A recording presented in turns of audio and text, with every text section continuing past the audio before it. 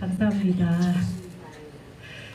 저는 한국에서 목회하다가 이제 필리핀으로 선교를 가서 그게 한 7, 8년 벌써 이렇게 된 것 같아요.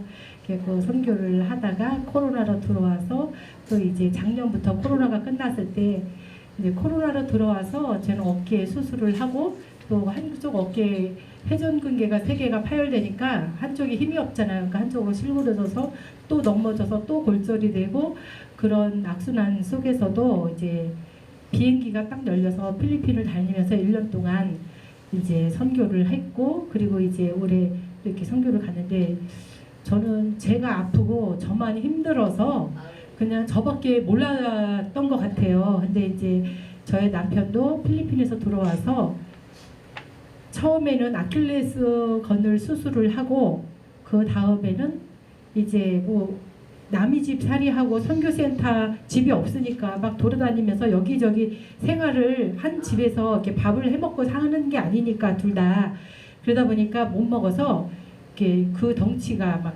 90kg 넘는 사람이 담낭도 수술을 하고 담석도 수술을 하고 그리고 한 달까지 오고 막 이렇게 수술을 하고 막 이렇게 힘든 과정을 겪으면서도 우리는 이제 선교사이기 때문에 이제 저는 이제 제가 신학을 하면서 받은 소명이 선교사였기 때문에 한국에서 목회를 그렇게 크게 잘하고 막 했었어도 만족감이 없었고 그 모든 걸 다 내려놓고 선교사 가서 그 어려운 환난 속에서도 저는 하나님께서 나를 그곳에서 부르셨기 때문에 이렇게 했는데 이제 조 목사님한테는 그거를 강요를 할 수가 없었어요. 이제 많이 아프고 힘들고 하니까 이제 저도 아프고 힘들고 내 몸 하나도 어떻게 버티기가 힘들었으니까요. 근데 조 목사님이 이제 올해는 이제 당신이 한국의 어떤 것들을 내가 어떤 걸 뭘 해야 되겠다. 내가 한국에서 어떤 교회에 대한 미련 이런 걸 다 떨쳐버리고 같이 이제 목회를 필리핀에서 다시 시작을 해야 되겠다. 처음에 조 목사님이 필리핀에 갔을 때에는 당신이 갖고 있는 자격증으로 라이센스로 아이들을 가리키는 교사 자격증이 있으니까 그걸로 이제 선교한다 이렇게 이야기를 하면서 그것도 큰일이긴 하죠. 선교사 자녀들을 위한 학교에서 무보수로 이렇게 일을 했으니까 그렇게 했었는데 이제 그런 것도 다 버리고 이제 나이가 있으니까 이제 앞으로는 우리 선교에만 몰두하자 이렇게 열심히 선교를 하는데 조 목사님이 이제 3개월 전에 또 이제 전립선 수술을 했어요. 그랬는데도 불구하고 우리 둘이 부부가 힘을 합쳐서 선교에 열심을 내자 열심히 선교를 하면서 이제 그 우리 함께하는 교회도 거기 이제 건축 준비를 하고 있었고 그리고 또 이제 성도들하고 같이 호숫가 교회에 거기에서 이제 토요일마다 가서 전도를 하고 그리고 산속에 아주 정말 깊은 산속에 그런 데 가서 거기도 이제 선교를 하면서 한 30명이 모여서 이제 토요일마다 예배를 드리고 그리고 또 우리가 처음에 했던 안티폴로 지역의 볼락신고라는 교회 거기에 같이 선교를 하고 이렇게 하면서 열심히 선교를 했습니다. 성경 말씀에 보면은 로마서 8장 18절에 보면은 생각하건대 현재의 고난은 장차 우리에게 나타날 영광과 좋게 비교할 수 없도다 이 말씀이 있는데 저는 늘 아프고 병약하고 이랬지만 조중찬 목사님은 많은 분들이 아시다시피 거의 80kg가 아니라 90kg, 100kg, 키도 86 얼마나 덩치가 좋고 커요. 그러니까 뭐 허우대도 멀쩡하고 잘생겼고 뭐 이러니까 그 사람이 그렇게 3번 수술을 4번 수술했지 5월까지 4번 수술을 하도록 그분이 아프고 병약하다는 거는 아무도 생각을 못했던 거예요. 그러니까 저는 이제 병원에 이제 아파서 이제 또 이제 저는 이제 아픈 부분들 때문에 골다공증, 당뇨, 고지혈 이런 걸로 해서 2달에 한 번씩은 한국에 들어와서 약을 타 먹어야 되고 이러는 것 때문에 한국에 들어와 있고 조 목사님이 필리핀에서 거기서 사역을 하시다가 마비가 온 거예요. 하체가 마비가 와서 이제 거기 필리핀 선교사 중에는 의료 선교사님들 계시거든요.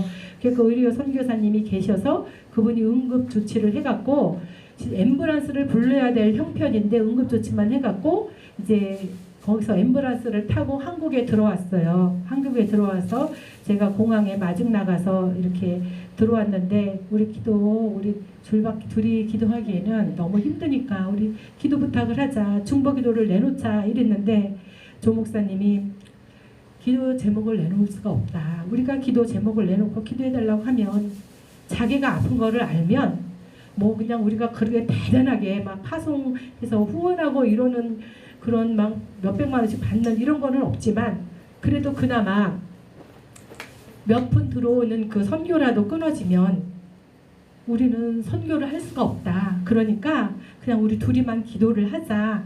그렇게 얘기를 하는 거였어요. 저는 그 말이 참 마음이 아프고 슬펐지만 선교사기 때문에 아프다고 말을 못하는 거예요. 근데 저는 뭐 그냥 어쨌든 뭐 워낙 병약했던 걸 아니까 그냥 아프다고 얘기를 했는데 남편마저 아프다고 말을 할 수가 없어서 그걸 숨기고 딱 병원을 갔는데 병원에서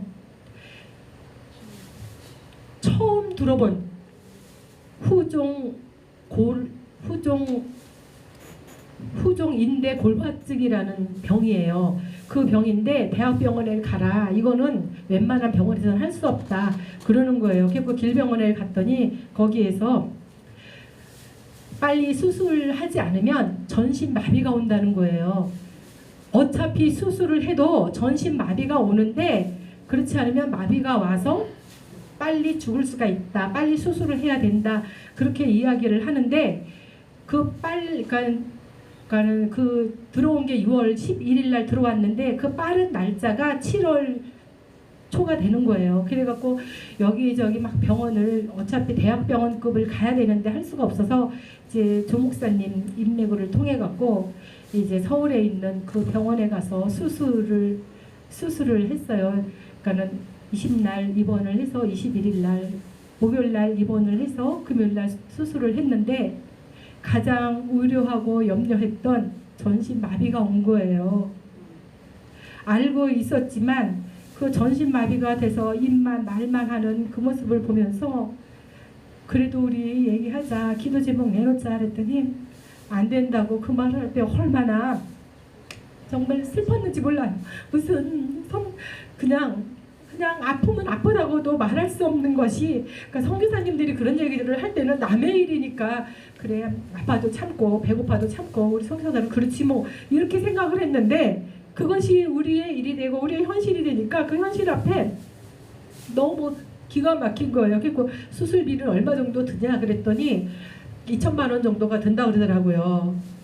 2천만 원 정도가 든다 그러는데 그 이제 수술을 하고 나서 2차 수술을 일주일 후에 하기로 했는데 전신마비가 오니까 빨리 수술을 해야 되는 거예요. 금요일날 수술을 했는데 전신마비 해갖고 수술을 하면 그 깨어나는 것도 오래 걸리잖아요. 근데 월요일날 또 2차 수술을 한 거예요. 그냥 무리가 되지만 전신마비 오는 거를 막아보려고 그랬는데도 그 마비가 깨지가 않는 거예요. 그래서 이제 우리 뼈에는 골수라는 게 있잖아요. 그 골수가 빠지면 마른 뼈가 돼버리는 거잖아요. 근데 이 골수가 계속 흐르는 거예요. 그래갖고 그 골수를 막기 위해서 또 수술을 한 거예요. 일주일 사이에 전신마비를 하고 3번의 수술을 한 거예요. 3번의 수술을 하고 이제 전신을 못 가놔서 중환자실에 있는데 조 목사님이 아파서 앰뷸런스 휠체어 타고 들어왔으니까 선교지는 그냥 들어온 거잖아요. 그래도 그렇게 놔둘 수는 없어서 저는 이제 중환자실에 있으니까 제가 병원에 있을 수가 없으니까 저는 급하게 또 필리핀에 들어가서 제가 없어도 교회가 들어갈 수 있도록 이제 함께하는 교회와 또 볼락신고 교회를 이제 선교 물품을 주고 또 이제 세를 다 지원을 하고 이렇게 이제 기초적인 것들을 다 해놓고 또 이제 저는 한국에 들어와서 이렇게 했는데 이제 그 의사 선생님이 제가 이제 이 한쪽 어깨를 수술해서 한쪽을 거의 못 쓰니까 한쪽을 쓴다 하더라도 여자는 간호를 할 수가 없다. 그러니까 남자 간병인을 구하라는 거예요. 그래서 구하려고 보니까는 이게 하루에 14만 원이더라고요. 병원비도 무서운데 하루에 14만 원씩 어떻게 할 수가 없잖아요. 그래서 이제 그때는 기도 제목을 내놓고 기도를 해달라고 막 부탁을 했어요. 여기저기다. 그랬는데 이제 제가 필리핀 갔다 온 사이에 그 한 일주일 사이에 이렇게 중환자실에 있다 보니까 엉덩이와 욕창이 이렇게 막 돌려줬어야 되는데 못 움직이니까, 본인이 못 움직이니까 거기 간호인사들이 하는 건 한계가 있으니까 간병인을 못 썼으니까 욕창이 막 심해진 거예요. 그래서 막 엉덩이가 다 썩어가고 그 모습을 보면서 얼마나 울었나 몰라요. 그래서 제가 이제 간병인을 구했는데 그분이 또 코로나가 걸린 거, 이게 코로나 검사를 해서 음성이 떠야만 오는데 그분도 코로나 걸린 거예요. 그래갖고 또 못 오는 거예요. 그래서 제가 일주일을 하면서 이 어깨도 많이 아프고 이렇게 힘들었는데 하나님께서 조 목사님을 얼마나 사랑하시냐면 그 마음 진실한 거 하나님께 이제 마지막 자기가 갖고 있는 라이센스나 하고 할 수 있는 그 모든 것들을 다 내려놓고 선교로 자기 마지막 생애 목표로 삼은 조 목사님을 위해서 하나님께서 일을 하시는데 필리핀에서 응급처치를 해주셨던 의사 선교사님이 이제 필리핀이 방학이라 한국에 들어오셨어요. 그분께 연락을 해달라고 하는데 그분이 돈이 없는 분도 아니고 아쉬운 거가 없는 분이 누가 오줌똥 싸고 손 하나 까딱 못하는 그 사람을 누가 95kg 되는 사람 누가 간병을 어떻게 하려고 그러겠어요. 안 하려고 그러지. 근데 그래갖고 나는 전화 못한다. 어떻게 해달라고 그러냐 그랬는데 마침 전화가 왔어요. 그래갖고 목사님, 조 목사님이 목사님만 찾는데 목사님 사람은 의사 선생님도 이제는 하나님께서 하실 일밖에 남지 않았습니다. 하나님께서 하셔야 합니다. 이렇게 이야기를 하고 도수 치료하시는 분은 얼마 정도 언제 좋아져요? 그랬더니 그거는 알 수가 없어요. 지금 어느 정도가 회복이 된 거예요? 그랬더니 그때는 손가락 발가락도 까딱을 못했어요. 2주가 지났는데 의사 선생님이 일주일 안에 손가락 발가락을 까딱 못하면 평생 전신 마비입니다. 이랬는데 2주가 지나도 까딱을 못한 거예요. 근데 그 도수치료사 선생님한테 말씀드렸더니 1%에서 2%가 더 나왔다는 거예요. 1%에서 2%면은 98%잖아요. 그래서 저 98%를 놓고 저도 막 기도해달라고 했어요. 그리고 그분한테 부탁을 했더니 그럼 내가 가서 도와줄게. 그리고 그분이 오셔서 치료를 해주시는 거예요. 그래서 저는 이제 개고기에 뭐 장어탕에 이제 음식을 못 먹으니까 거의 한 달을 못 먹으니까 기운이 없으니까 더 못 일어나는 거예요. 저는 뭐 돈이야 어떻게 되든 일단 사람이 살아야 하잖아요. 그래서 그런 거 사서 나르고 음식 사서 나르고 그분은 치료하고 그 양방병원에서 침을 넣는다는 거는 수술병원에서 있을 수가 없는 일이잖아요. 재활병원으로 보내라고 잠깐만 압력을 넣는데 나는 못 보내겠다. 나는 여기서 좋아질 때까지 못 나간다. 그리고 막 배짱을 부렸어요. 그랬더니 그분이 의사 선생님 왔을 때 침을 놓고 그래갖고 3주 만에 그분이 오시고 3일 만에 발가락을 까딱하는 거예요. 그리고 고개를 돌려요. 고개도 못 돌렸었거든요. 그리고 욕창에 노랗게 고름 졌던 게 이거 다 내가 긁어내라 그랬어요. 이거 긁어내라. 이건 살이 아니다. 막 그리고 그 치료사 선생님한테 의사 선생님 막 그한테 그랬더니 막 그때는 어차피 마비니까 아픈 것도 통증도 못 느끼거든요. 다 긁어냈더니 거기에 이렇게 새살이 빨갛게 된 부분은 이미 새살이 돋는 거예요. 저는 그게 너무 좋아서 기뻐서 제가 카스토리에다 그걸 올렸더니 그게 청소년 유해 글로 심하게 걸려서 저는 정지를 먹었어요. 카스에 글을 못 써요 이제.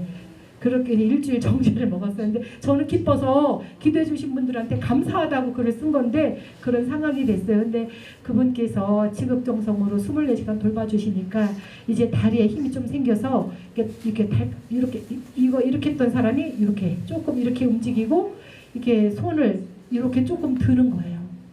정말 하루하루 다르게 이렇게 치료되는 그 과정을 보면서 정말 하나님께서 우리가 해야 할 사명이 있으니까 살려주시는구나. 정말 손 하나 까딱할 수도 없고 고개도 못 들리고 막 이러고 있는 그 상황을 보면서 내가 그 사람을 간병해야 되는 이 상황에서 많은 사람들이 욥의 세 친구들처럼 저한테 그러는 거예요. 빨리 가서 집 정리해. 그리고 이것도 정리해. 이제 아무것도 못해. 이제 성교는 하나님이 원하시는 게 아닌 거야. 막 이런 말들을 참 많이 해요. 그래서 그 말을 들을 때 필리핀의 집은 우리가 집을 쓰고 있지 않아도 집세가 나가잖아요. 필리핀은 한국보다 집세가 비싸요. 집세 나가고 전기세 나가고 수도세 나가고 거기다 필리핀에 있는 교회도 성전세도 나가지요. 그리고 또 이제 한국에도 집세가 나가지요. 그 모든 거를 다 감당할 수가 없는 거예요. 그리고 저도 순간적으로 하나님 필리핀에 있는 상임을 다 팔아버리고 집을 정리해야 하나요? 어떻게 해야 되나요? 막 너무 속이 상해서 먼저 코로나 때도 다 정리하고 다 팔았잖아요. 그래갖고 이제 코로나가 끝나서 다시 1년 동안 막 수습을 해서 집을 하나 얻어서 또 이렇게 하려고 하는데 또 이런 일이 겪어서 하나님 어떻게 해야 되는 거예요? 다른 사람들은 이제 한국에서 목회를 하고 차라리 필리핀을 정리하라고 하나님께서 우리에게 선교를 원하지 않는다고 하는데 하나님 뜻이 어떤 건가요? 하면서 울고 기도를 했는데 하나님께서 조 목사님을 회복시키는 것은 조 목사님이 할 일이 남았기 때문입니다. 그리고 저에게도 하나님께서 사명을 부르신 것이 다 흡족하지 않게 제가 선교 사명을 끝나지 않았기 때문에 그런 줄로 알고 우리는 다시 한번 새 힘을 돋아서 이제 조 목사님이 점차 치료되어 가고 있고 저는 이제 필리핀을 갔다 왔다 하면서 다시 또 한번 선교의 열정을 가지려고 합니다. 여러분 우리에게 아무리 힘들고 어려운 일이 있어도 장차 나타날 영광과 좋게 비교할 수가 없습니다. 지금 우리의 현재의 고난은 아무것도 아니에요. 우리가 이기고 승리한 것처럼 여러분들 삶의 어려움과 힘든 일이 있다면 모두 승리할 수 있는 우리 모두가 될 수 있기를 바랍니다. 기도 많이 부탁드립니다.